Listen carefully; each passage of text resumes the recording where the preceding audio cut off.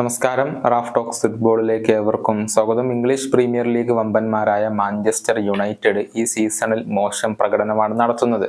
നമുക്കറിയാം, ഇടക്കാലയളവിൽ കുറച്ച് മത്സരങ്ങൾ സ്ഥിരമായി മാഞ്ചസ്റ്റർ യുണൈറ്റഡ് വിജയിച്ചിരുന്നു. പക്ഷെ കഴിഞ്ഞ മത്സരത്തിൽ ഫുൾഹാമിനോട് അവർ പരാജയപ്പെടുകയായിരുന്നു. അത് അവർക്ക് വലിയ തിരിച്ചടി ഏൽപ്പിച്ചിട്ടുണ്ട്. ഇംഗ്ലീഷ് പ്രീമിയർ ലീഗിൽ മാത്രമായി 10 മത്സരങ്ങൾ ഇപ്പോൾ മാഞ്ചസ്റ്റർ യുണൈറ്റഡ് പരാജയപ്പെട്ടിട്ടുണ്ട്.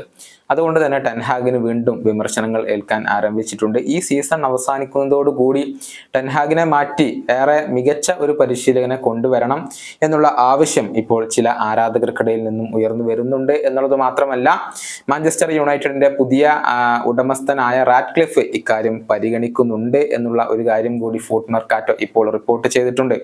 അതായത് വരുന്ന സമ്മറിൽ ഈ സീസൺ അവസാനിച്ചതിന് ശേഷം ടെൻഹാഗിനെ തലസ്ഥാനത്ത് നിന്നും മാറ്റി പുതിയ ഒരു പരിശീലകനെ കൊണ്ടുവരാനാണ് റാറ്റ്ക്ലിഫ് ഇപ്പോൾ ആഗ്രഹിക്കുന്നത്. ആ സ്ഥാനത്തേക്ക് അദ്ദേഹം സ്വപ്നം കാണുന്നത്, ഏറ്റവും കൂടുതൽ പരിഗണിക്കുന്നത് സിനദിൻ സിദാനെയാണ്. നമുക്കറിയാം, റയൽ മാഡ്രിഡിൽ പരിശീലകനായി തുടർന്ന വ്യക്തിയാണ് സിദാൻ. 2021 വരെ അദ്ദേഹം റയലിനോടൊപ്പം ഉണ്ടായിരുന്നു. പിന്നീട് ക്ലബ്ബ് വിടുകയായിരുന്നു. നിലവിൽ അദ്ദേഹം ഫ്രീ ഏജന്റ് ആണ്. റയൽ വിട്ടതിന് ശേഷം ഇതുവരെ മറ്റൊരു ക്ലബിന്റെയും ഓഫറുകൾ അദ്ദേഹം സ്വീകരിച്ചിട്ടില്ല.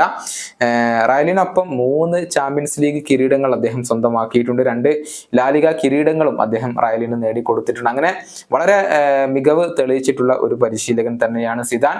നേരത്തെ സിദാന് വേണ്ടി മാഞ്ചസ്റ്റർ യുണൈറ്റഡ് ശ്രമങ്ങൾ നടത്തിയിരുന്നു, പക്ഷെ അത് ഫലം കണ്ടിരുന്നില്ല എന്നുള്ളതാണ്. ഏതായാലും സിദാൻ ഇപ്പോൾ ബെഞ്ചിലേക്ക് മടങ്ങിയെത്താൻ അഥവാ പരിശീലക സ്ഥാനത്തേക്ക് മടങ്ങിയെത്താൻ ആഗ്രഹിക്കുന്നുണ്ട്.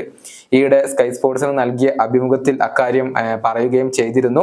എന്ത് വേണമെങ്കിലും സംഭവിക്കാം, ഞാൻ എന്ത് ചെയ്യാനും ഇപ്പോൾ ഓക്കെയാണ്, ഞാൻ ഒരിക്കൽ ബെഞ്ചിലേക്ക് തിരിച്ചെത്തും എന്നുള്ള കാര്യത്തിൽ സംശയങ്ങൾ ഒന്നുമില്ല, ഉറപ്പാണ്, അത് ഞാൻ ഇഷ്ടപ്പെടുന്നുണ്ട്.